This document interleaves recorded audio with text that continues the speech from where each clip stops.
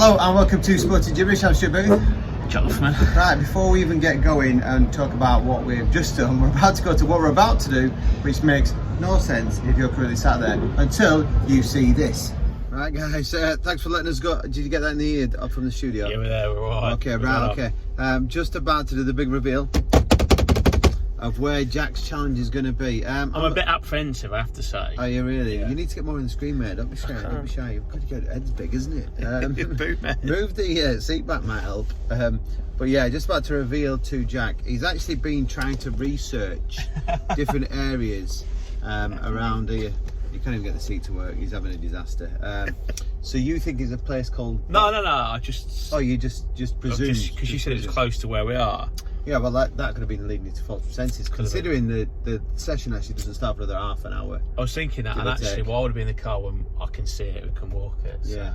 Yeah. So yeah, just to let you know that we are going to Boxica. We are not doing a spinning class. You are doing a boxing class. Yeah. So it's a boxercise with full body workout.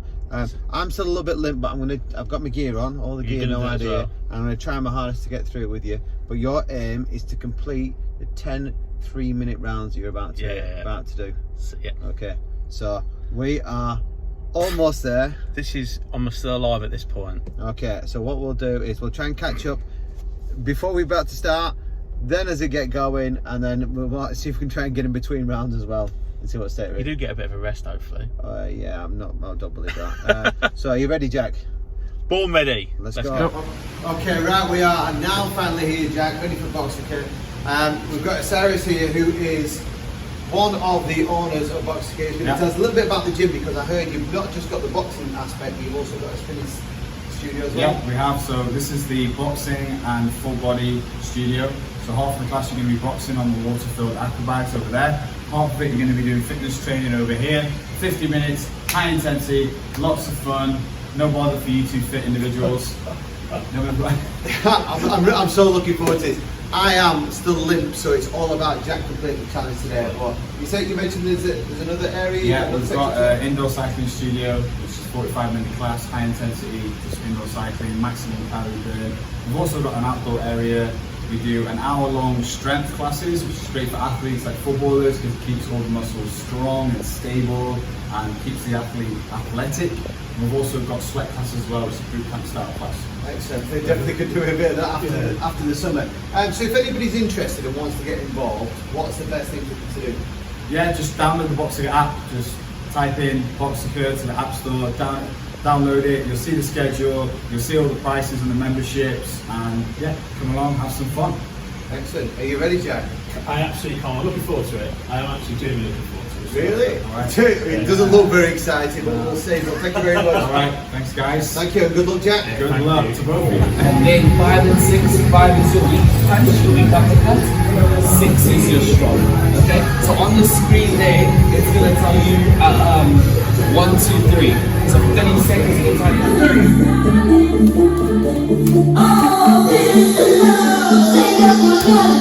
50 seconds of the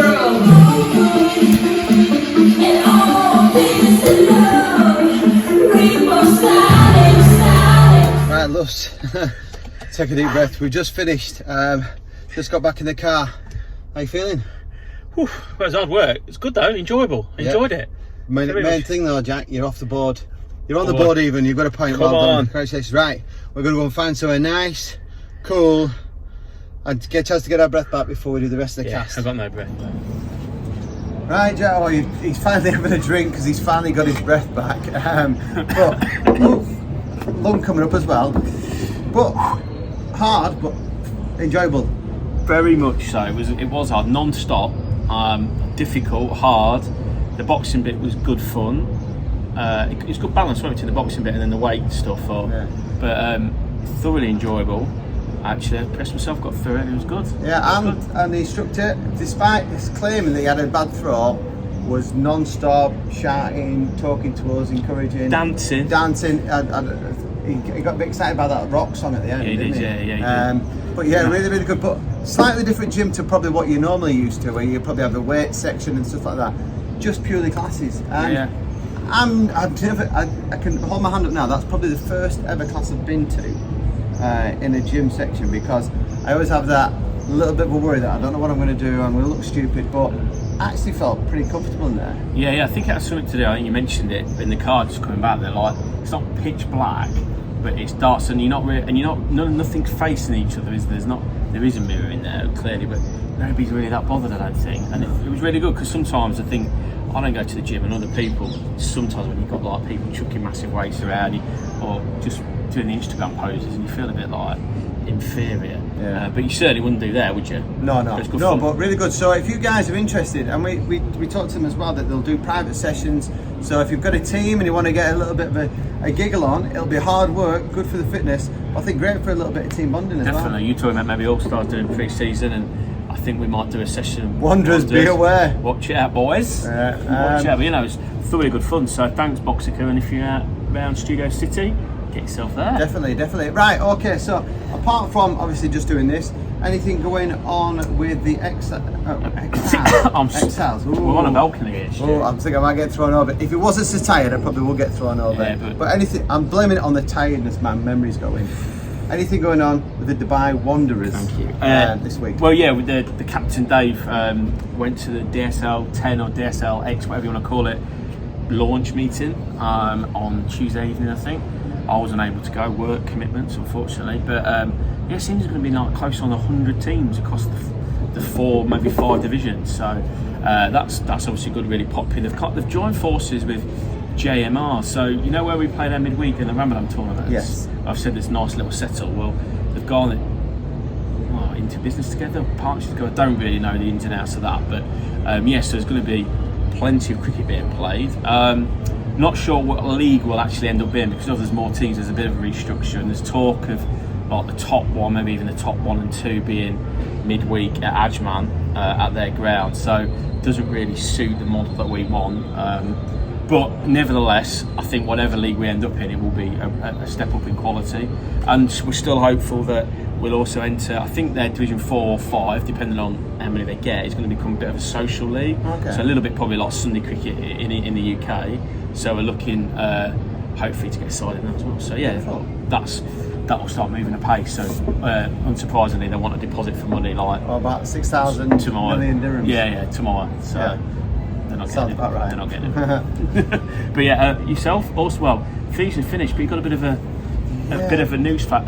The yellow tape at Sky Sports News booed out. 4 weeks, 6 weeks. I don't know. I'm not sure. I'm not sure you should have been doing that, really. If the wife watches this, he didn't do anything, honestly. I just stood there and watched, but it turns out when I went back for a scan, it turns out I've got a little tear in the old groin area, so I've got a hernia. So once the infection's cleared up, it looks like an operation, but I don't know, because I've never, it sounds very bizarre this, is that I played football for so many years, and this is the first ever hernia I've had. Yeah. But somebody mentioned a couple of weeks out while it sorts itself out. Other people say like months, and I'm like, I mean, obviously not pro, but they're pros now when they have them. Are in and out within. They just do keyhole, don't they? So I think it'll be a keyhole surgery, but I don't know how long you have to wait for it to be fully healed before you're back. I told you about my old man had a stomach hernia once. Yes, and he's missing a belly button. Missing a belly button. Won a lot of money on that, but it had something like 160 internal stitches. Yeah, I'm hoping it's not like. I was going to say after that, but I didn't do anything, so it'll still be the same size hernia as it was before. Yeah, didn't do anything. Just get some ice on that. Yeah. So unfortunately, I'm going to be not doing any football for a few weeks. Maybe I think what we'll probably do is wait to come back after England. So mid-July, August it'll be by the time I'm back, and then. At least positive wise, you're not going to miss anything, are you? No. Maybe I tell you what, leagues, I just paid up for the summer league that we just joined. And I played one game and then that's it. I'm done and dusted. So, Greeny, give me my money back. Come on, Greeny lad. Come on, you must be coining. You played him at centre half most of the season, not up front, and now you took his money off him. Oh, they released team of the season. I'm not told you. Team of the season. I didn't make it. No. Listen, some of the lads that are on there deserve to be on there. There's some lads missing, and it's a bit of a travesty. So, Jax, who I thought was probably one of the best midfielders we played against, who plays for Dubai FC, didn't make the team. Is he the guy who's on going to work with Metropole? Yeah. Unbelievable player, really made a difference to Dubai FC, and I would say probably carried that team through. Didn't make the team of the season. And then they've gone 3 up front, and this will make you giggle. Out the 3 up front, only one of them is in the top 3 goal scorers of the league. It's like the Ballon d'Or. The leading goal scorer didn't even make it in. So the guy that finished leading goal scorer doesn't make it in. The guy that finished second does. The guy that finished third doesn't. The guy that finished fourth does. And I don't even know where the other guy is. He's not. I've never even heard of him. So right, when I've still got to follow up that phone call with Neil, so we'll have words. You've got to explain yourself about this. I don't know what's unbelievable, going on. Jeff. Unbelievable. But, yeah. So good news is, get everything sorted and ready to rock and roll season. Right. Okay. So this week I wanted to cover 3 main things. Okay. 1, England cricket. It's back. Oh. 2, something called Live or LIV golf, which I've heard rumours about. And 3, there's murmurings about certain transfers. 1 that's gone through today, and 2 that are of interest. Okay. Where are we going to start then? Well, we'll start with the cricket. Obviously, we'll start with the fact that Root has the relief of not being captain unleashed the ability of the cricket player, and then he steps forward and smashes and they win the game. I mean, to be fair to him, all through, and people regularly say I've obviously been quite critical of it as a captain, but to be fair to him, all through, particularly his last 18 months, his run scoring is unbelievable. But I think that was one of his best innings in an England shirt. Because let's face it, like we said this time last week, we said it'd come down to a 1 innings game effectively. And a target of 277, 4th innings. You know, people say, actually, that's not like they can get 200 in a 2020 game and all that, but 4th innings runs on what should be like day 4, day 5 pitches are never easy. Any chase over 250, over 230 sometimes, not easy. And in the end, England did it with ease, but it has to be said that Joe Root, without Joe Root, they don't win. Fair credit to folks, particularly the fourth morning, and Stokes is in it, and I'm just going to pick up on that. So I'm not going to dismiss Root at all. Brilliant, great to win 1-0. There's a lot still to go, but you win first test match they've won in a long time, and you know India beginning of last year, yeah. So you know as well as a sportsman, just to break that losing trot makes such a big difference to confidence.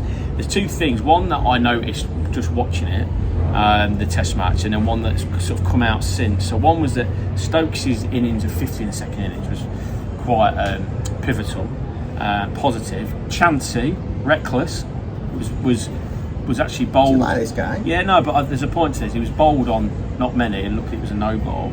But the point was, I think he's showing that he's prepared to lose a game to win a game, which we've not done under Root and Silverwood and things like that. So, and actually in sport, to win things, you've got to ride your luck a little bit, haven't you? And I think actually almost the fact that he got bowled as a no-ball, he thought, do you know what, it's my day.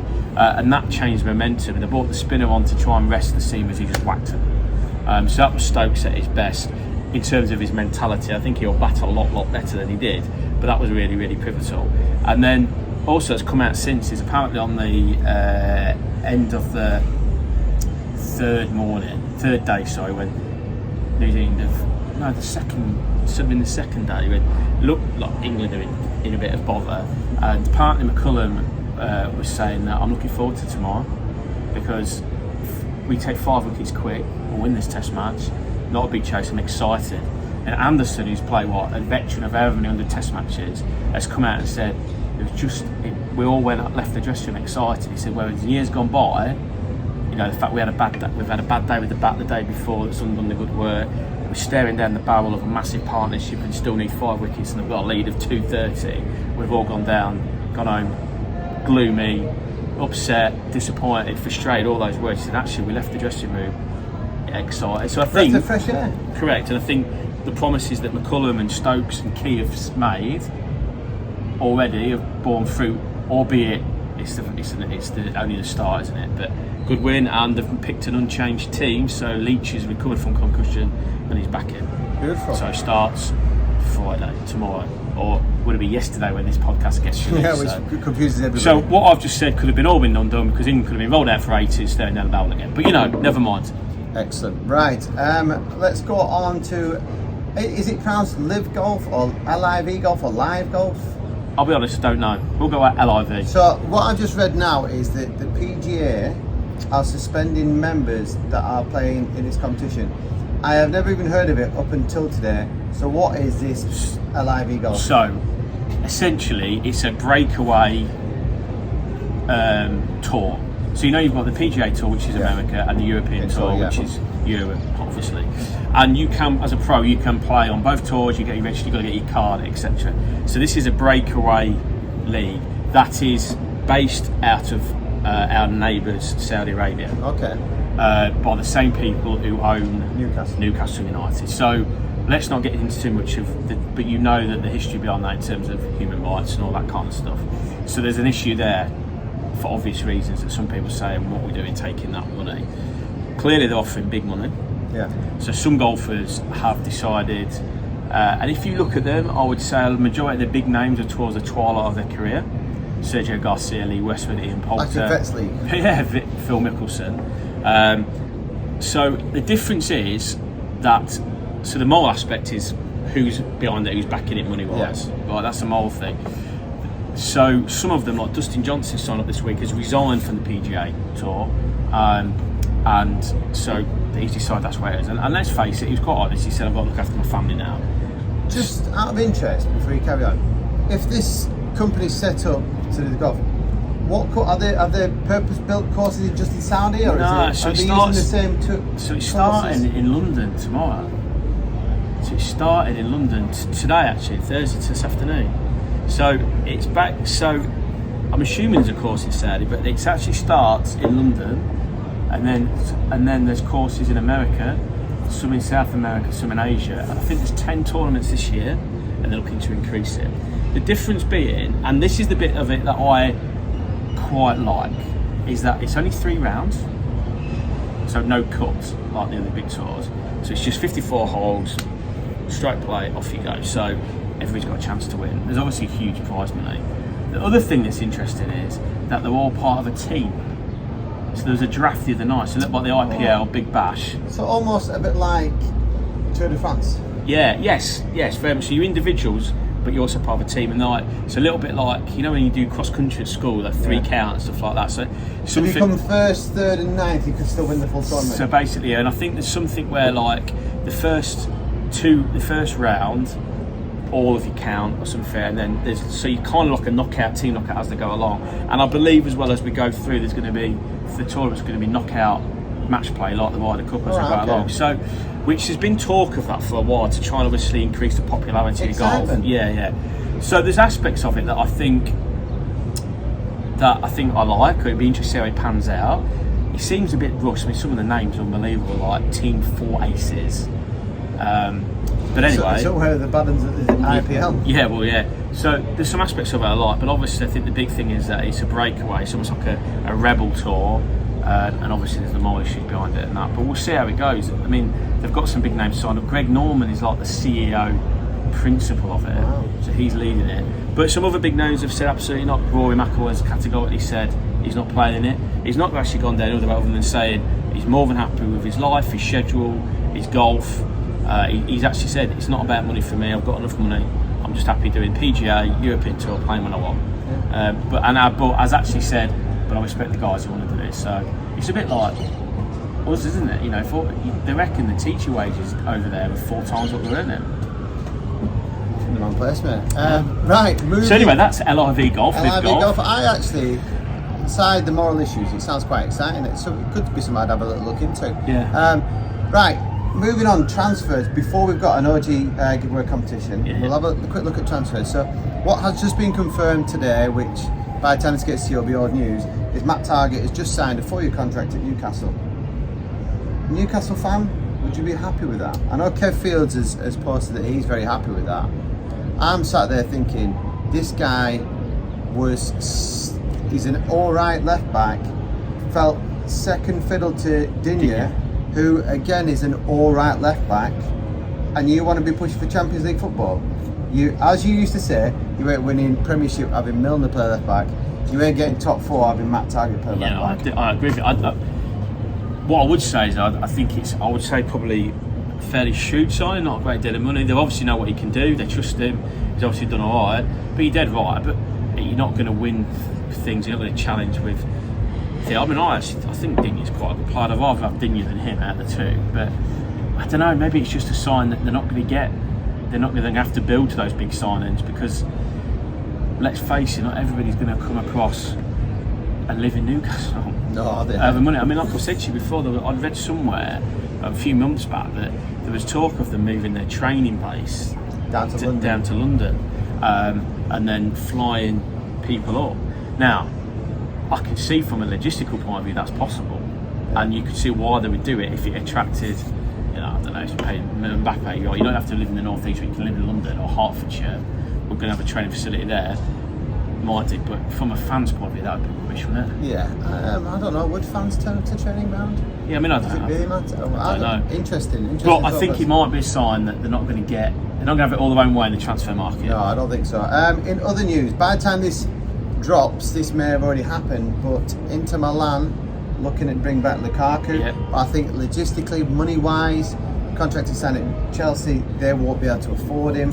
But I believe a deal is due to be ironed out in the next 24 hours, so we should find out either way if he's going. I don't think he will, because I think his money's too high, unless he accepts a drop in pay. What does this just opposite of what we've just been talking about the golf, but what does he want?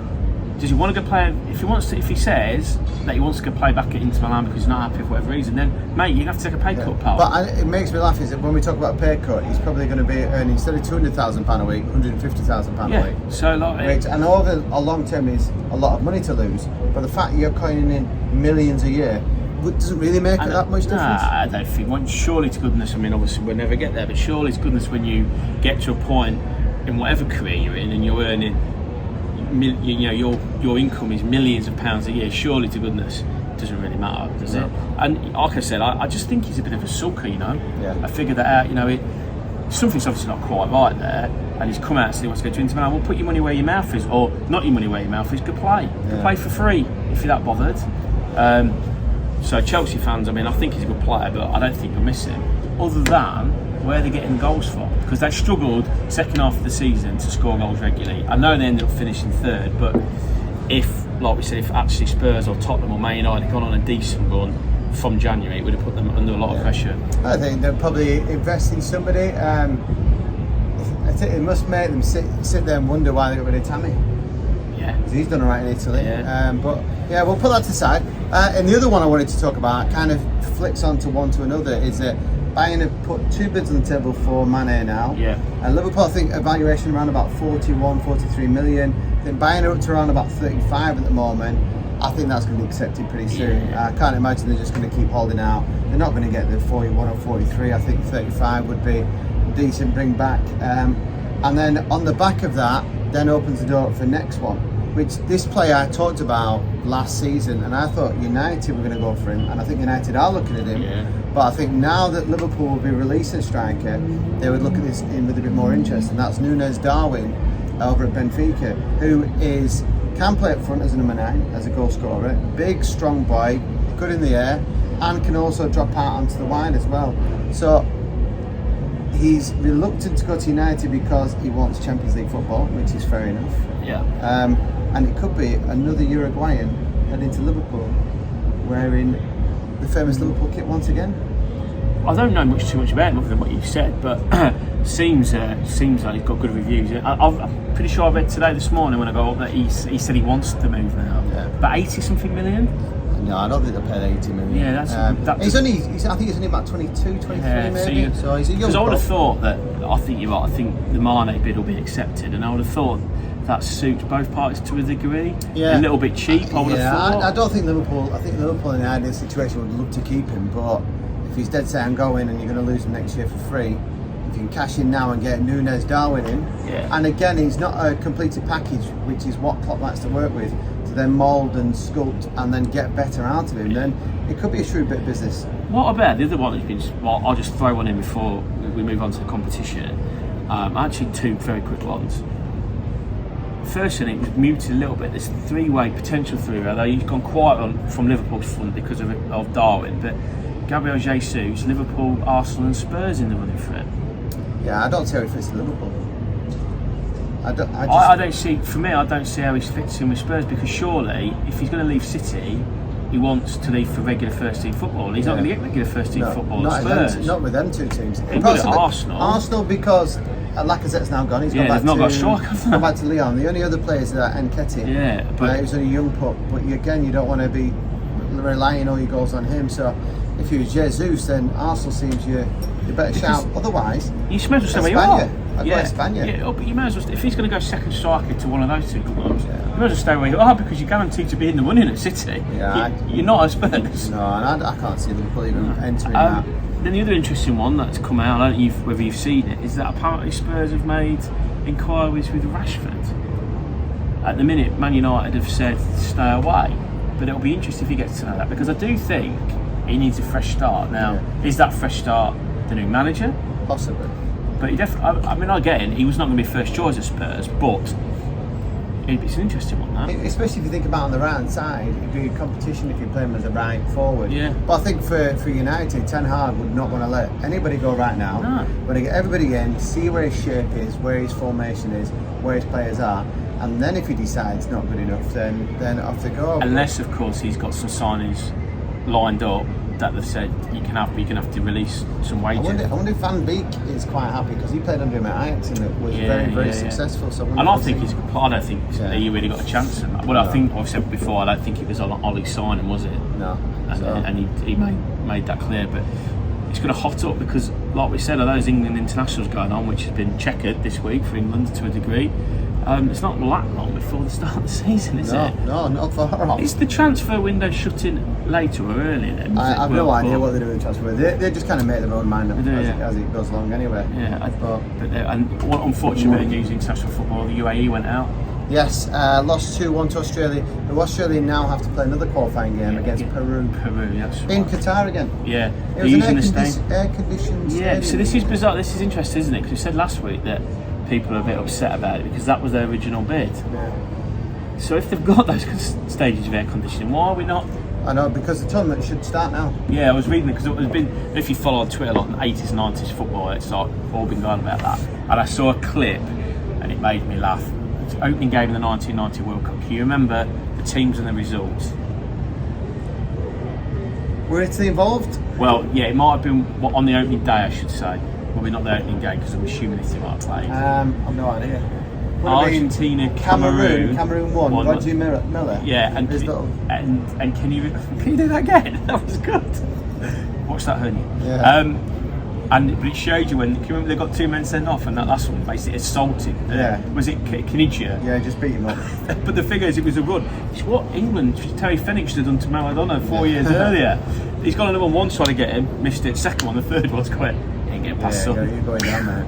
Brilliant, but unfortunate that. But yeah, shame that the UAE haven't got food. If they got food, I think we'd have hamped it up a little bit more. Yeah, but I noticed they released more flights to keep your eyes posted for that. And Michelle here, because we're actually at Studio One, so one of our podcast supporters, and I think the hotel industry is suddenly getting wind that there's more people coming here. Well, there's rumour of Germany are coming to train here. Right, so they are releasing flights. I know this on the Insider. Is they're releasing flights. They're going to fly out of DWC. Yeah. So there's going to be 2, potentially 3 flights a day from Fly Dubai, ranging from 400 dirhams to 1,000. 400 dirhams, 80 quid. 80 quid to get there. And then back in the day, you'll come in the day.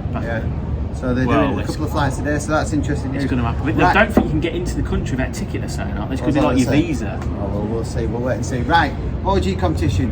Have you got a question? You can see, I've got a question. You can see from the picture, we presented Kev with his prize this week. Very happy with himself. His class liked it, didn't they? Yeah, they certainly did.